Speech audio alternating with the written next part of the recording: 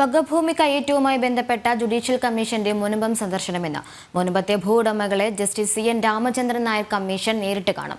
സ്ഥലം സന്ദർശിച്ച് സ്ഥിതിഗതികളും വിലയിരുത്തും. അതിനിടെ മുനമ്പത്തെ തീരദേശ ജനത നടത്തുന്ന സമരം 83ാം ദിവസത്തിലേക്ക് കടക്കുകയാണ്.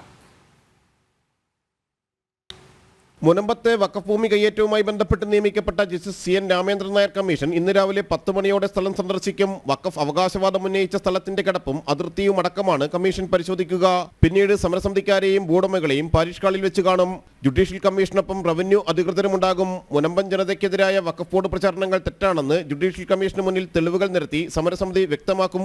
റിസോർട്ട് മാഫിയാണ് സമരത്തിന് പിന്നിലെന്ന വ്യാജ പ്രചാരണം ആസൂത്രിതമായി നടത്തുന്നുവെന്നാണ് സമരസമിതിയുടെ ആക്ഷേപം. ഈ ആക്ഷേപം തെറ്റാണെന്ന് തെളിയിക്കാനായി ജുഡീഷ്യൽ കമ്മീഷൻ മുനമ്പത്തെത്തുമ്പോൾ പരമാവധി വീടുകളും സാഹചര്യങ്ങളും നേരിട്ട് കാണിക്കാൻ ഒരുങ്ങുകയാണ് സമരസമിതി.